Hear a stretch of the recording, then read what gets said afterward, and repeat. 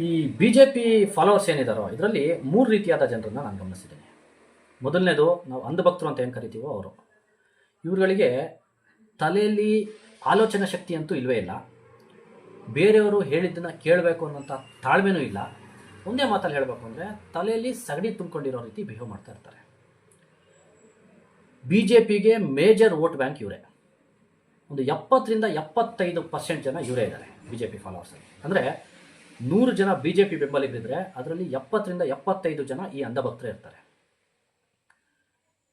ಇವರಿಗೆ ಈ B J P I T ಸೆಲ್ನಿಂದ ಬರುವಂತಹ ಸುಳ್ಳು ಸುದ್ದಿಗಳು, ಈ ವಾಟ್ಸಪ್ ಯೂನಿವರ್ಸಿಟಿಲಿ ಬರುವಂತಹ ಸುಳ್ಳು ಸುದ್ದಿಗಳೇನಿದೆ ಇದನ್ನೇ ಇವರು ನಿಜ ಅಂತ ನಂಬಿಕೊಂಡು ಆ ಭ್ರಮೆಯಲ್ಲಿ ಬದುಕ್ತಾ ಇರ್ತಾರೆ. ವಾಸ್ತವದಲ್ಲಿ ನೋಡಿದ್ರೆ ಬಿ ಜೆ ಪಿಯಿಂದ ಇವರಿಗೆ ಯಾವುದೇ ರೀತಿಯಾದ ಲಾಭನೂ ಆಗ್ತಾ ಇರಲ್ಲ. ಬದಲಿಗೆ ಬಿ ಜೆ ಪಿ ಆಡಳಿತಕ್ಕೆ ಬಂದರೆ ಇವ್ರುಗಳನ್ನೇ ಸುಲಿಗೆ ಮಾಡಿ ಲೂಟಿ ಮಾಡಿ ಇವರನ್ನ ಬೀದಿಗೆ ತಂದು ನಿಲ್ಲಿಸ್ತಾ ಇರ್ತಾರೆ ಬಿ ಜೆ ಪಿಯವರು. ಆದರೆ ಅದರ ಅರಿವು ಕೂಡ ಇವ್ರಿಗಿರಲ್ಲ.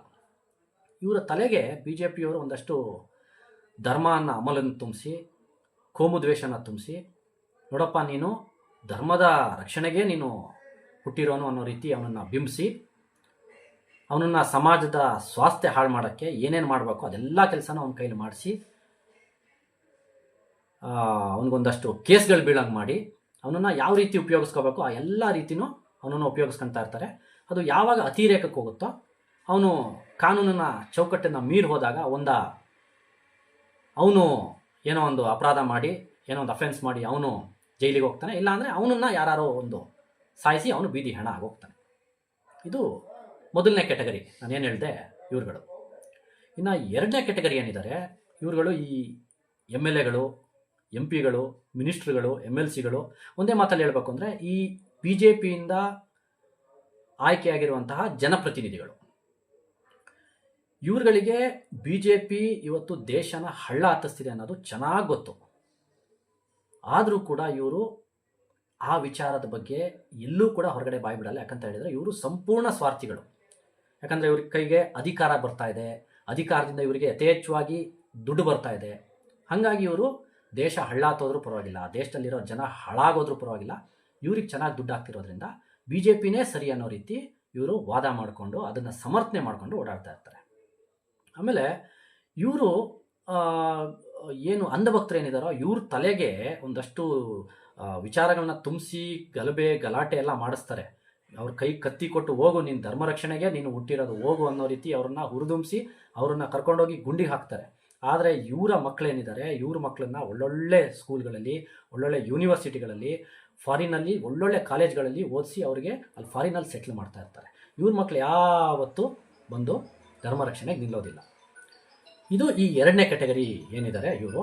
ಅದಷ್ಟೇ ಅಲ್ಲ, ಇವ್ರ ಜೊತೆಗೆ ಇನ್ನೊಂದಷ್ಟು ಜನ ಇವರ ಬೆಂಬಲಿಗರಾಗಿರ್ಬೋದು, ಆಮೇಲೆ ಇವರ ಸುತ್ತಮುತ್ತ ಗಿರ್ಕಿ ಹೊಡೆಯುವಂಥ ಇವರ ಚೇಲಾಗಳು, ಪುಡಾರಿಗಳೇನಿದ್ದಾರೆ ಇವರು ಕೂಡ ಬಿ ಜೆ ಪಿನೇ ಸರಿ ಅಂತ ವಾದಿಸ್ತಾ ಇರ್ತಾರೆ. ಯಾಕಂದರೆ ಇವ್ರುಗಳಿಗೂ ಕೂಡ ಇವರ ಈ ನಾಯಕ ಏನಿರ್ತಾನೆ ಇವನಿಂದ ಒಂದಷ್ಟು ಕಮಾಯಿ ಆಗ್ತಾ ಇರುತ್ತೆ ಚೆನ್ನಾಗಿ, ಟ್ರಾನ್ಸ್ಫರ್ಗಳಾಗಿರ್ಬೋದು ಅಥವಾ ಆ ರೀತಿಯಾದಂಥ ಇನ್ನೊಂದಷ್ಟು ದಂಧೆಗಳು, ಲಾಬಿಗಳನ್ನ ಮಾಡಿಕೊಂಡು ಇವರು ದುಡ್ಡು ಮಾಡಿಕೊಂಡು ಆರಾಮಾಗಿ ಲಕ್ಸುರಿ ಲೈಫ್ನ ಲೀಡ್ ಮಾಡ್ತಾ ಇರ್ತಾರೆ. ಸೊ ಇವ್ರುಗಳಿಗೂ ದೇಶ ಹಳ್ಳಾತೋದ್ರೇನೋ, ಏನು ಹಾಳಾಗೋದ್ರೇನೋ, ನಮಗೆ ದುಡ್ಡು ಆಗ್ತಾ ಇದೆಯಲ್ಲ ಅನ್ನೋ ರೀತಿಲಿ ಇವರು ಬಿ ಜೆ ಪಿನ ಸಮರ್ಥನೆ ಮಾಡ್ಕೊತಾ ಇರ್ತಾರೆ. ಇವ್ರುಗಳು ಏನು ಒಂದು 100ರಲ್ಲಿ ಒಂದು 20 ಜನ ಇರ್ತಾರೆ, ಅಂದರೆ ಒಂದು 20% ಜನ ಇವ್ರುಗಳಿದ್ದಾರೆ. ಇನ್ನು ಉಳಿದಂಥ ಈ ಮೂರನೇ ಕೆಟಗರಿ ಅವರೇನಿದ್ದಾರಲ್ಲ ಇವರೇ ಮೋಸ್ಟ್ ಡೇಂಜರಸ್. ಇವರು ಏನೊಂದು 3-5%, ಅಂದರೆ 3-5 ಜನ ಇರ್ತಾರೆ 100 ಜನದಲ್ಲಿ. ಆದರೆ ಇಡೀ ಸಿಸ್ಟಮ್ನ ಆಪ್ರೇಟ್ ಮಾಡ್ತಾ ಇದ್ದಾರಲ್ಲ ಅದು ಇವ್ರುಗಳೇ. ಇವ್ರುಗಳಿಗೆ ನೇರವಾಗಿ ನಾವು ಗಮನಿಸಿದರೆ ಇವರೆಲ್ಲೂ ಕೂಡ ನೇರವಾದ ಲಾಭನ ಪಡ್ಕೊತಾ ಇರಲ್ಲ. ಅಷ್ಟೇ ಅಲ್ಲ, ಇವರೆಲ್ಲೂ ಕೂಡ ಫ್ರಂಟ್ ಲೈನಲ್ಲಿ ಕಾಣಿಸ್ಕೊಳಲ್ಲ. ಇವರು ಒಳಗೇ ಇದ್ಕೊಂಡು ಯಾವ ರೀತಿಯಲ್ಲಿ ಆಪ್ರೇಟ್ ಮಾಡಬೇಕು, ಯಾವಾಗ ಯಾರನ್ನ ಹೆಂಗೆ ಕುಣಿಸ್ಬೇಕು, ಯಾವಾಗ ಯಾರ ಕೈಲಿ ಏನನ್ನು ಹೇಳಿಸ್ಬೇಕು, ಯಾವಾಗ ಯಾವ ಘಟನೆನ ನಡೆಸಬೇಕು, ಯಾವ ಘಟನೆನ ಯಾವ ರೀತಿ ತಿರ್ಚಬೇಕು, ಯಾವುದಕ್ಕೆ ಯಾವ ಬಣ್ಣನ ಕಟ್ಟಬೇಕು ಅನ್ನೋ ರೀತಿ ಇವರು ಒಳಗೇ ವರ್ಕ್ ಮಾಡ್ತಾ ಇರ್ತಾರೆ. ಅದು ಇವರೆಲ್ಲೂ ಕೂಡ ಫ್ರಂಟ್ ಲೈನಿಗೆ ಕಾಣಿಸ್ಕೊಳಲ್ಲ. ಮತ್ತು ನೇರವಾಗಿ ನಾವು ನೋಡಿದಾಗ ಇವ್ರಿಗೆ ಯಾವುದೇ ರೀತಿಯಾದ ಲಾಭ ಇಲ್ಲ ಅಂತ ನಮ್ಗೆ ಅನಿಸಿದ್ರು ಕೂಡ ಇವರಿಗೆ ಲಾಂಗ್ ಟರ್ಮ್ ಲಾಭ ಇರುತ್ತೆ.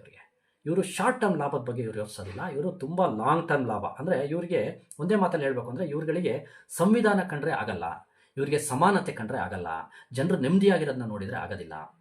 ಇವರಿಗೆ ಈ ಸಂವಿಧಾನ ಅನ್ನೋದನ್ನ, ಸಂವಿಧಾನ ಏನು ಈ ವ್ಯವಸ್ಥೆ ಇದೆ ಇದನ್ನು ಹೋಗಿಸಿ ಹಿಂದೆ ಯಾವ ಜಾತಿ ವ್ಯವಸ್ಥೆ ಇತ್ತು, ಹಿಂದೆ ಯಾವ ಮೇಲು ಕೀಳು ವ್ಯವಸ್ಥೆ ಇತ್ತು, ಆ ವ್ಯವಸ್ಥೆನ ಮತ್ತೆ ಇವರು ಈ ಸಮಾಜದಲ್ಲಿ ಮರುಸ್ಥಾಪನೆ ಮಾಡಿ ಇಲ್ಲಿ ಇವರ ಬೇಳೆನ ಯಾವ ರೀತಿ ಬೇಯಿಸ್ಕೋಬೇಕು ಅಂತೇಳಿ ಇವರು ಆ ಒಂದು ಹುನ್ನಾರನ ಮಾಡ್ತಾ ಇರ್ತಾರೆ. ಇದು ಇವ್ರಿಗೇನು ಇದು ಹೊಸ್ತಲ್ಲ, ಯಾಕಂದರೆ ಶತಶತಮಾನಗಳಿಂದ ಇವರು ಜನರನ್ನ ಮೂರ್ಖರನ್ನ ಮಾಡಿಕೊಂಡು ಬಂದು ಇವರಿಗೆ ಗೊತ್ತು ಜನರನ್ನ ಯಾವ ರೀತಿ ಮೂರ್ಖರನ್ನ ಮಾಡಬೇಕು, ಯಾವ ರೀತಿ ಇವ್ರನ್ನ ಕಟ್ ಹಾಕಬೇಕು ಅನ್ನೋದು ಇವರಿಗೆ ಕರಗತ ಆಗ್ಬಿಟ್ಟಿದೆ. ಹಾಗಾಗಿ ಇವರು ಏನಿದ್ದಾರೆ, ಇವ್ರುಗಳು ಈ ಈ ಎರಡು ಕ್ಯಾಟಗರಿ, ಒಂದನೇ ಕ್ಯಾಟಗರಿ ಏನು ಹೇಳಿದೆ ಅಂಧಭಕ್ತರು ಏನಿದ್ದಾರೆ ಇವರಾಗಿರ್ಬೋದು, ಎರಡನೇ ಕ್ಯಾಟಗರಿ ಜನಪ್ರತಿನಿಧಿಗಳು ಏನಾಗಿರ್ಬೋದು, ಇವರಿಬ್ಬರನ್ನು ಕೂಡ ಇವರು ಆಪರೇಟ್ ಮಾಡ್ತಾ ಇರ್ತಾರೆ. ಆದರೆ ಇವರೆಲ್ಲೂ ಕೂಡ ಕಾಣಿಸ್ಕೊಳ್ಳೋದಿಲ್ಲ. ಆದರೆ ಈ ಅಂಧಭಕ್ತರಾಗಿರ್ಬೋದು, ಈ ಜನಪ್ರತಿನಿಧಿಗಳೇನಿದ್ದಾರೆ ಇವರಿಬ್ಬರು ಅಂದರೆ ಈ BJP ಬೆಂಬಲಿತ ಇವರು ಏನಿದ್ದಾರೆ ಇವರಿಬ್ಬರಿಗೂ ಇನ್ನೂ ಅರಿವಾಗಿಲ್ಲ.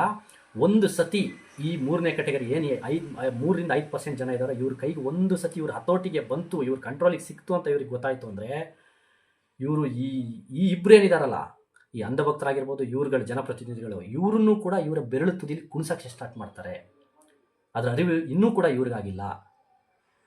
ಇವರು ಈ ಏನು ಎರಡನೇ ಕ್ಯಾಟಗರಿಯವರಿದ್ದಾರೆ ಈ ಜನಪ್ರತಿನಿಧಿಗಳು, ಕೊನೆ ಪಕ್ಷ ಅಷ್ಟೊತ್ತಿಗೆ ಲೂಟಿ ಹೊಡೆದು ಏನೇನೋ ಮಾಡೋ ಒಂದಷ್ಟು ದುಡ್ಡು ಮಾಡ್ಕೊಂಡಿರ್ತಾರೆ, ಈ ದೇಶನೇ ಬಿಟ್ಟು ಬೇರೆ ದೇಶಕ್ಕೆ ಓಡೋಗ್ಬೋದು.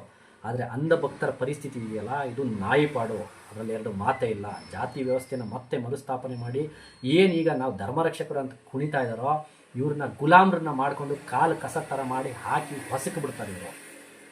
ಸ್ನೇಹಿತರೆ, ನಾನು ಹೇಳಿದಂಥ ಈ ವಿಚಾರ ಏನಿದೆ ಇದ್ರ ಬಗ್ಗೆ ನಿಮ್ಮ ಅಭಿಪ್ರಾಯ ಏನು ಅನ್ನೋದನ್ನು ಕಮೆಂಟ್ ಮಾಡಿ ಮೆನ್ಷನ್ ಮಾಡಿ. ಆಮೇಲೆ ನಾನು ಹೇಳಿದಂಥ ವಿಚಾರ ನಿಮಗೆ ಇಷ್ಟ ಆಯಿತು, ಇದು ಇನ್ನೂ ಅಷ್ಟು ಜನರಿಗೆ ತಲುಪಬೇಕು ಅಂತ ಇದ್ದರೆ ಇದನ್ನು ಶೇರ್ ಮಾಡಿ. ನಾನು ಹೇಳಿದಂಥ ವಿಚಾರ ಸರಿ ಅಂತ ಅನಿಸ್ತು ಅಂದರೆ ಲೈಕ್ ಮಾಡಿ. ಜೈ ಸಂವಿಧಾನ್, ಒಂದೇ ಮಾತರಂ, ಭಾರತ್ ಮಾತಾ ಕಿ ಜೈ.